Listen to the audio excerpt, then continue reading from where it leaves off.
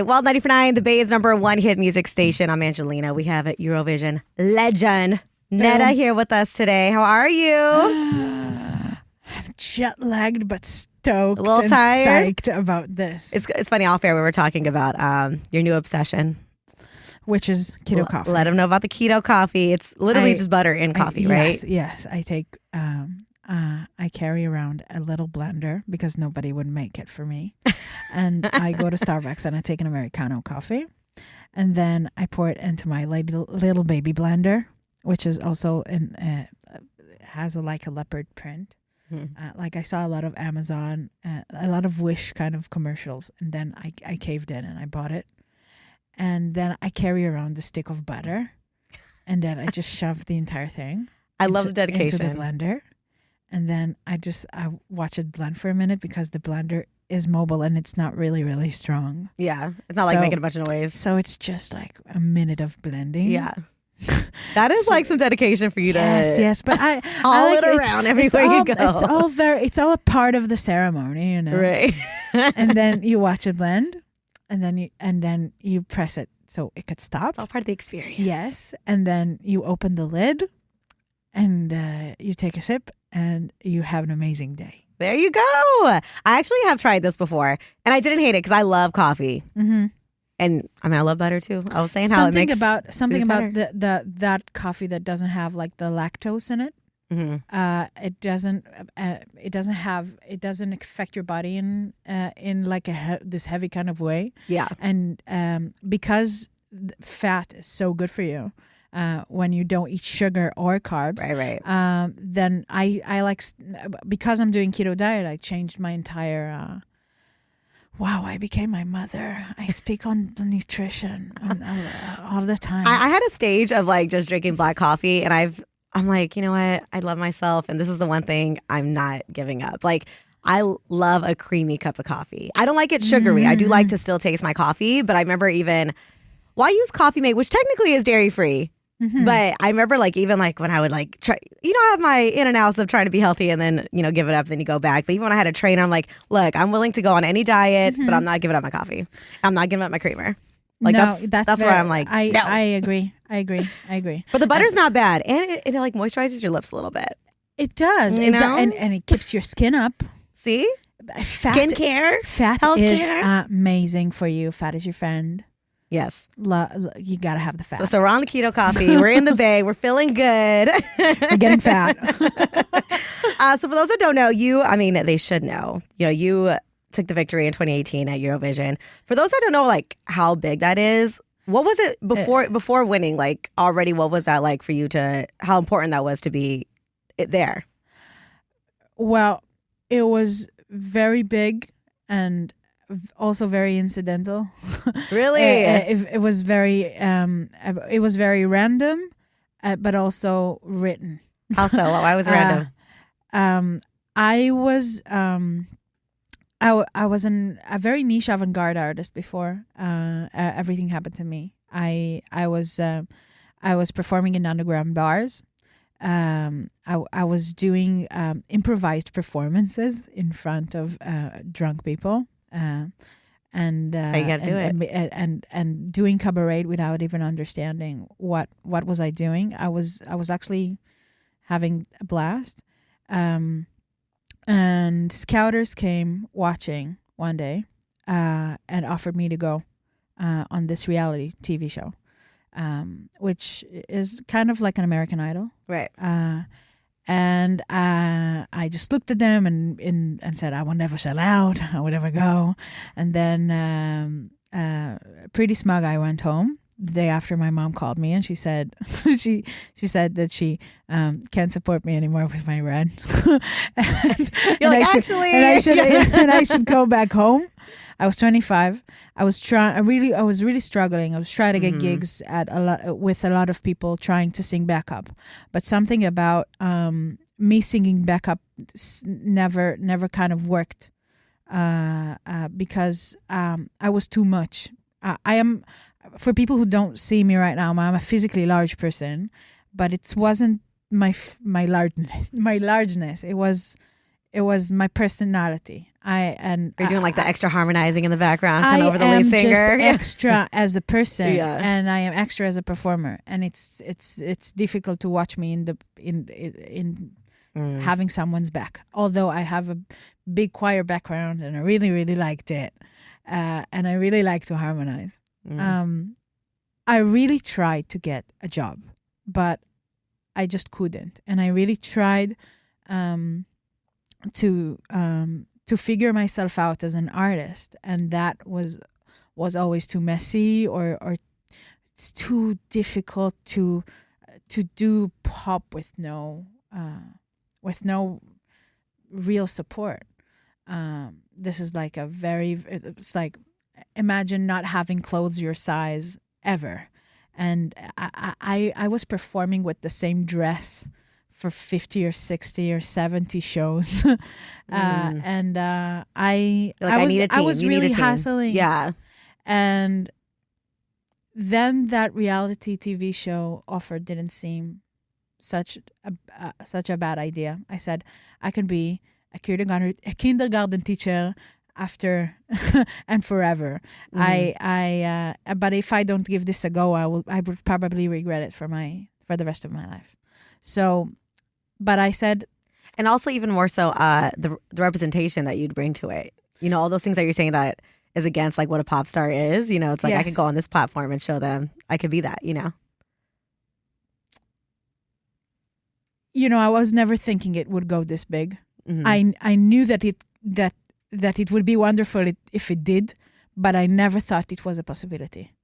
But when I went to television, I decided that I won't let them turn me into one of their versions of something that they already know. Right. It was before Lizzo era. It was 2017, and I went there, and I went there with my looping box. I have a looping device, and I have a drummer as a brother, so I learned how to beatbox at a very young age.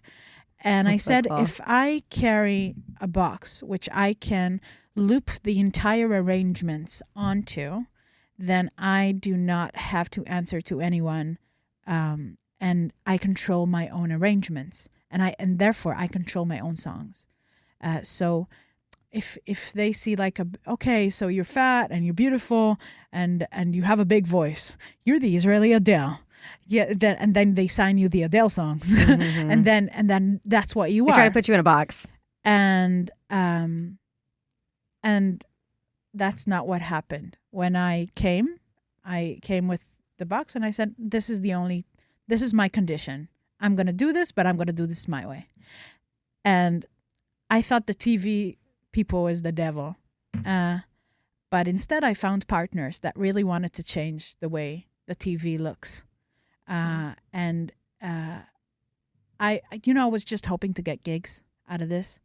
But I figured out that doing your thing and staying yourself and keeping your grind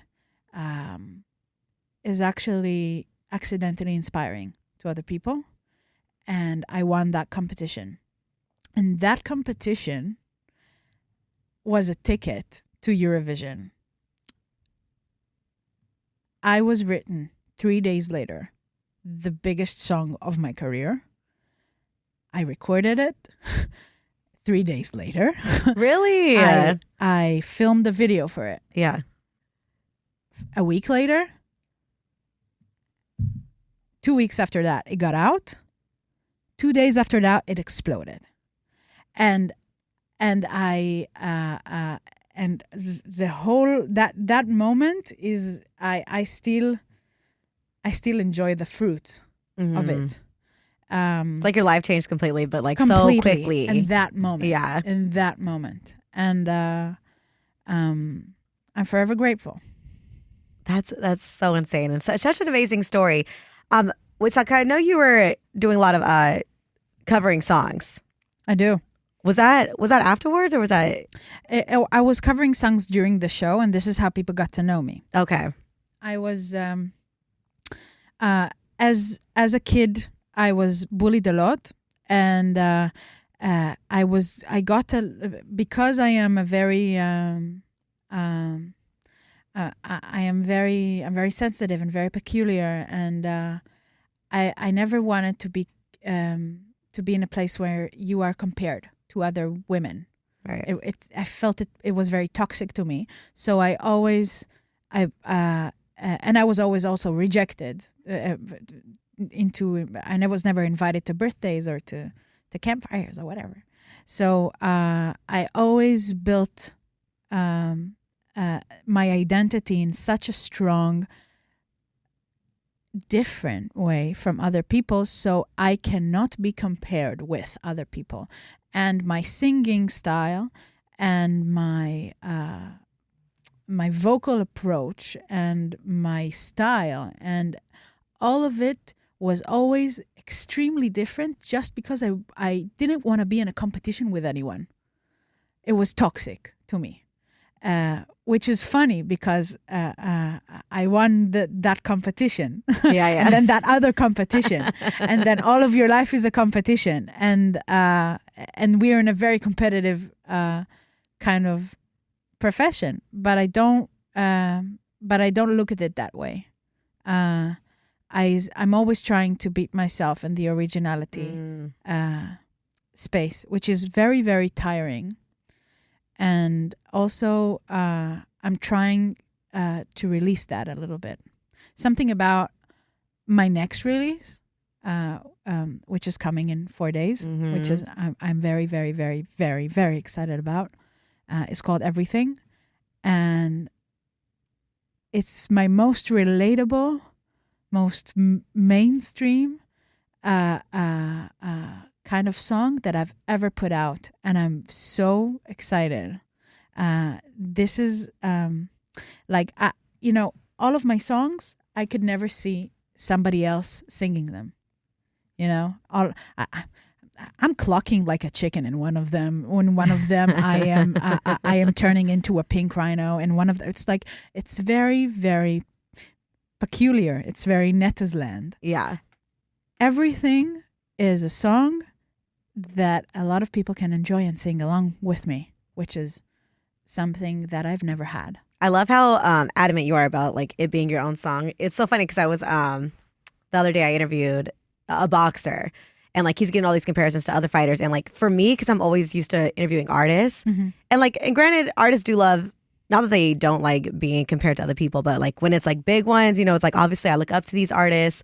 How can you not say you're not honored? But I know how sensitive artists are about well, this is my work though. I don't want to be labeled as exactly the next Adele or the next Justin Bieber or whatever that is, because it's so unique to your identity. Yes. So even as an interview, it's hard.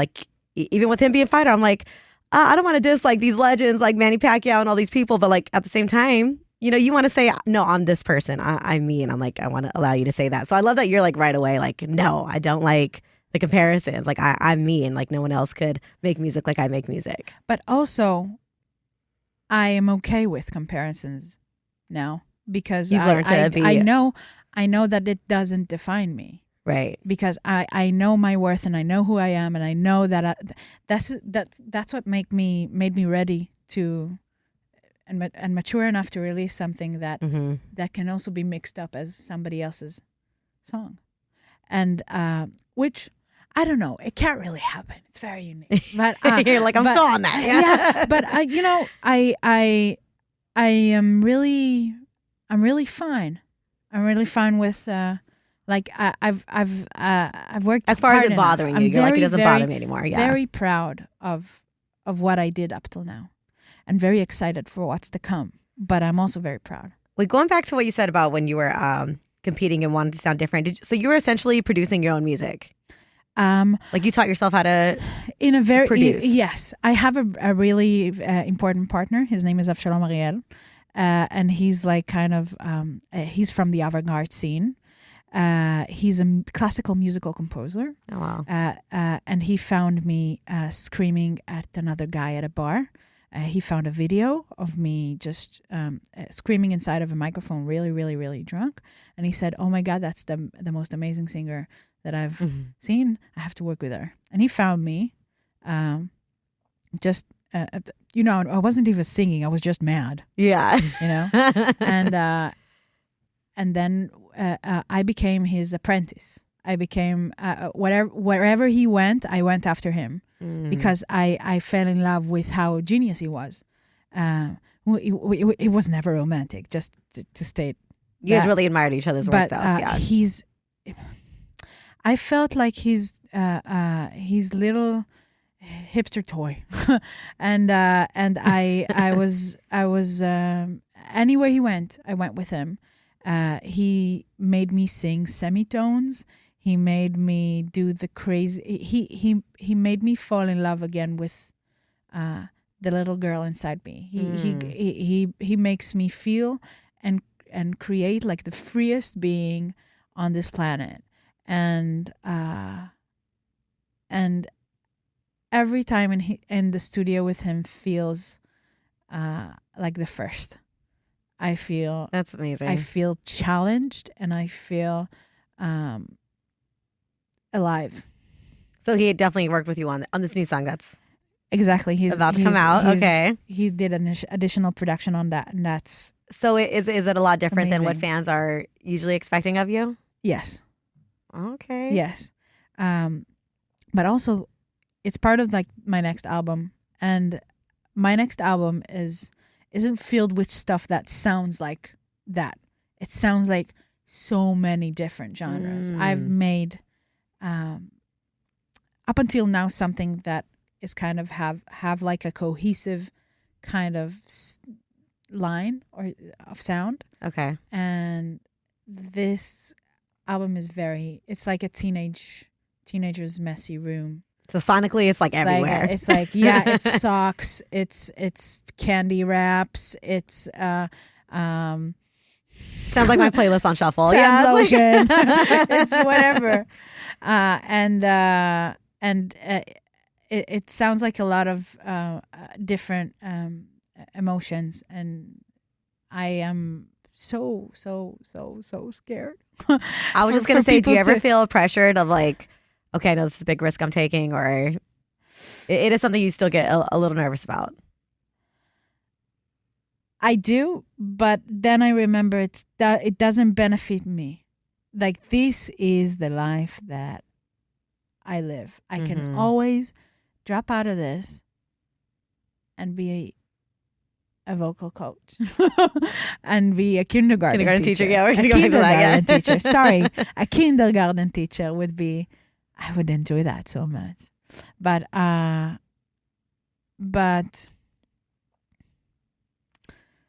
Rosalia sings like Flor de Sakura, and in that she sings about that being a pop star doesn't last forever, and I always remember that I can do that as long as it's fun and exciting and it feels amazing to me. It's kind of like, while I'm here, why not I do it my way? Yeah, like if you're suffering, then you're doing it wrong, right? I just want to. I do want to win, but I want to enjoy the game. And I love that you're figuring that out this early in your career, because I feel like there's so many artists, like, it's not until they have like a whole 3-4 albums out that like stamp their legacy, where they're like, actually, I didn't have any creative control on that, and I actually hate all those albums that you love, and now I'm gonna finally start putting my stuff out that I love. Like, that's so common with all of our favorite pop artists that we grew up with. So I love that you're figuring all that out so early in your career, you know? I do and I don't. I have like amazing partners though.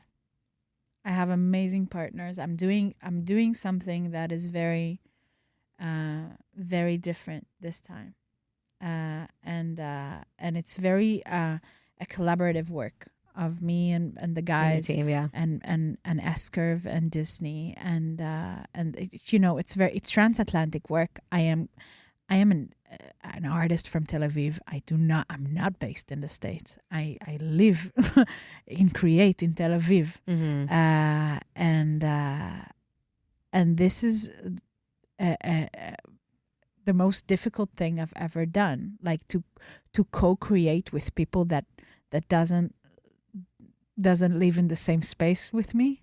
That's fresh for me. That's really new. It's so exciting. And I, in the next release, in everything, I am co-creating with people that I'm so excited to be on the bill with, like AJR, and Zara Larson, and Avshalom, my partner, and it's major for me. Have you been learning a lot of new things about yourself as an artist working with them? Well, actually, yeah. Something about co-creation is something that you have to release a lot of perceptions that you have about what is your music. What is like it all have to service the song. The song is bigger than everything. Right. The song is bigger. Like I always have to remember, the song doesn't serve you. You serve the song because that's the end result. You are just there to make it great when you are there with other people. Kind of got to put like egos aside a little bit. Exactly. It's more than egos. It's perceptions of what is music and what is songwriting and what is like to accept the fact that a beat that doesn't sound addictive to you does sound addictive to 6 other people. Right. And to just wait a minute and maybe it will grow on. It took so many years to come up with this song, to get it right, to get it great. I always do this analogy where you go to I don't know, Forever 21 or H&M or Gucci with your friend, and you see a top. Me and my friends are more Forever 21. I'm just kidding. Wherever you are and whatever you work. So I personally Forever 21 and H&M and yeah, I'm more of an H&M girly, it's slightly better quality than Forever 21, exactly. It's still affordable. I'll continue. Taking all of it back, I want all of the brand deals you can offer me. Right, yeah. Gucci, we love you too. Gucci, we love you too. Yeah.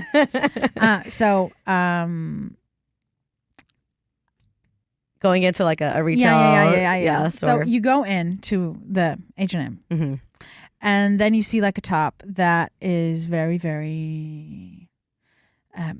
You see a top on the mannequin that looks very sexy or that looks very like not very you, and then you try it, and everybody's and your friend is like freaking out. Oh my God, you look so good in this top. Oh my God, it brings out everything. And then and then some guy walks by and he said, "Hey," and then it's like all of a sudden you get all this attention, but you're uncomfortable with it, and you're looking at the shirt and you're like, "Mwah. Okay, I'll buy it." And then you buy it and then you not wear it for a couple of years until you accidentally find it when you blossomed into your amazing confidence that you when you grow up you figure out how to get it, and then all of a sudden it works.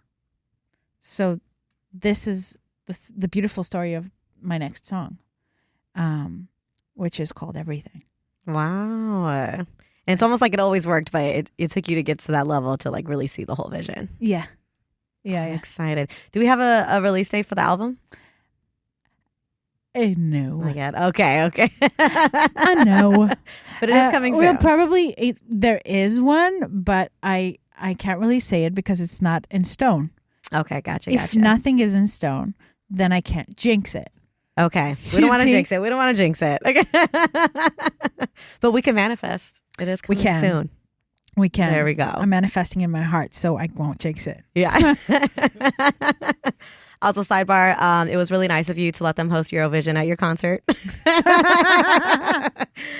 How was it returning on that Thank you. stage? That was so nice of you.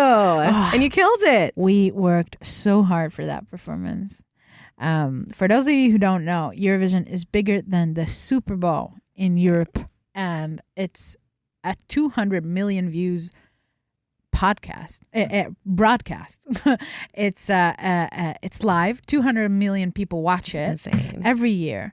It's really funny. Every country sends a representative with an original song. Like the French people sends a French singer with a French song, and then they compete with a German singer with a German song. And the Olympics. And then it's the musical Olympics for us. Literally. And then the song that wins gets to be hit. This year it was in Liverpool. And they wanted to do tribute to all the greatest artists that came out of Liverpool. And I was very honored to be asked as like a Eurovision icon to go and do it. Immediately it was very clear to me that I'm doing a Dead or Alive song. I'm doing Spin Me Round. Such a full circle moment, I feel like, for you, like covering songs. And he's very, very, very important queer icon as well. Pete Burns. And I was landed off. I said, if I'm coming to do this, I am doing that song, and also I'm coming off of the sky. And then we figured out it would be great if I would come off from the sky on the Liverpool national bird, which is called the liverbird. Wow. It looks kind of like a phoenix. So that was fire. I loved Hannah Weddingham too, like hyping you up. Yeah. I love her. I'm a big Ted Lasso fan. What again? Coming Ted up? Lasso, Rebecca. Oh, yeah. Have you met her? Yeah. Because she was like using her magical powers to bring you down. Like a bunch of hugs. I'm obsessed with her. She's so obsessed with her. Everything about her. I don't know how her hair looks absolutely perfect every time. Yes. Every time. And her voice is just like, you just don't expect that to come out. It's so powerful. Yeah. Graham Norton was also really cool. Returning to that stage was obviously a huge moment for you. And yeah, exactly. After we figured out that I'm going to be landed off a bird, I wanted an extra moment because this is who I am. Yeah. And we found an amazing costume designer named Jack Irving, who worked with Gaga and a lot of other artists. And he's more of an artist than a fashion designer. He does installations, he dresses buildings, and he's really good in inflatables. So I wanted to inflate mid-performance. Mm-hmm. So he created a set of wings that will inflate 3 seconds after I press a button. Oh my God. So I get off the bird and then I start singing, and then I press a button in my corset that we 3D printed exactly for the measurements of my body. Oh my God. And then I do all of a sudden behind me. It's a great moment. That's so insane. Like how much just went into this performance? The detailing. We were 4 months of just on the garment. It was 6 months in the making. Wow. All this thing. It was all worth it because absolutely iconic performance. Thank you so much. It was amazing. I'm so excited for everything you have coming. Is there anything you want to tell fans or even like people that might be new to you, what they can expect from your upcoming projects, this album, this next record? It's wide. It's wide and it's big and it's for them. It's for you. And also, I'm going to be performing on Tuesday, November 16th. Yes, because we got the tour. We got the tour popping. I'm going to be performing. This is insane. This is really, something about my career is I get to do a lot of stuff online. I get to do a lot of stuff on TikTok, and I get to do a lot of interviews. Mm-hmm. But when I get to see the people that are buying a ticket to And come and reacting see to your me, music, yeah. this is the peak of my entire life. I can just get emotional when I talk about it, and it's like when I see the people that I touch, that I changed the reality. This is, for me, it is. I don't do this enough. I don't perform enough, but when I Right. do perform, I want to do this every day for the rest of my life. Belong on the stage. Something about the energy and something about how the people sing the lyrics that you worked so hard writing, and when you doubt yourself again and again if you're a good enough songwriter, if it's the world. It really is. It really is when you get to change somebody's life, or you get to be a part of their soundtrack. You know, I was just telling my friends the other day. I was sitting in the plane, on the way from somewhere to somewhere. I don't remember even now. And I listened to the entire discography of Evanescence. I listened to mainly the first album, and all of it was when my grandmother died when I was 12. This was the album that helped me Get through her passing. And then I said, okay, I'm 30. I'm going to listen to it again. I cried through the entire flight. The songs are amazing still. And Did it bring you back to like that time? It brought me, I felt younger. I felt sadder. I felt so many emotions. I felt so strong. I felt like it healed me. That's the power of music, yeah. And I just can't wait to work hard enough to be a part of somebody's life like that. Right. And I was just going to say, like, you know, when as being a songwriter, like, does it ever trip you out? Because it's crazy, like, you writing a song and that's what that means to you in the lyrics. And to the listener, it could mean something totally different to them. Yeah. And when you hear them, like, singing the songs, does that ever weird you out a little bit? Because it's something so personal? A good friend once told me that who was also a musical creator, one of the best in my country. He said, somebody came to me on a Monday and told me that they played my song in a wedding, and somebody came to me on a Tuesday and told me that they played my song at a funeral. So Exactly. it's very that's a good song. To me, I still didn't write one. Yeah, okay. Write one like that, but I will. I love that. Okay, and we know you don't play around with like the detailing, whether it's, you know, the costumes, the outfits, the stage production. What could fans expect on this tour?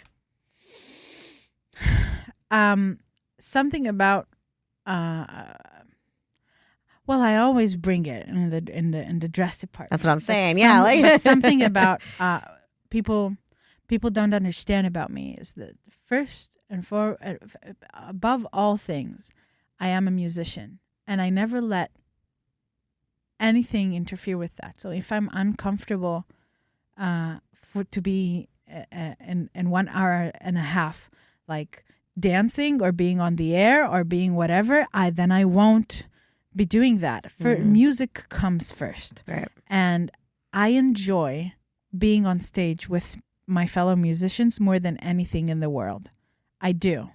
I have my videos and I have my music, my TV debuts, and I have the stuff that but a Netta show is me with my looper device, with musicians on stage, just living and just creating and living the music. I am giving it all the respect, and the crowd is just such a big part of it. It's such a big inspiration and such for the music that I will do on stage, and it's such an intimate connection. It's half half a concert and half a rave. Ooh. And I like that. I can't wait. It's an experience. Exactly. Well, I'm so excited for you and everything you're jumping into. Where can fans keep up with everything, with the tour and the tickets and everything? They can follow me on Instagram. Everything is on there. NettaBarzi. I say Z because that's how we say Z. Okay, there you go. Maybe. So it's NettaBarzi.